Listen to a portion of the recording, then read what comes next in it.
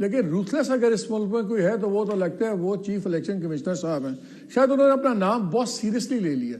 उनके सिकंदर भी है, उनके नाम में सुल्तान भी है, उनके नाम में राजा भी है। मैं कोई नहीं पूछ सकता। जब इलेक्शन हुआ, इलेक्शन की रात को ये 2-3 घंटे गायब हुए, कोई भी जवाब नहीं। जब पूरा निज़ाम बैठा, कोई जवाब नहीं। अगर 22 तारीख तक फॉर्म 45, 47 लगाने थे, नहीं लगाए इलेक्शन कमीशन ने, कोई बात नहीं, कोई जवाब नहीं। फिर जनाब लगते हैं फॉर्म 45 वेबसाइट पे हट जाते हैं, कोई जवाब नहीं। I don't know what is going on. ये क्या सब जवाब से ये बालातर हैं तमाम कानून से?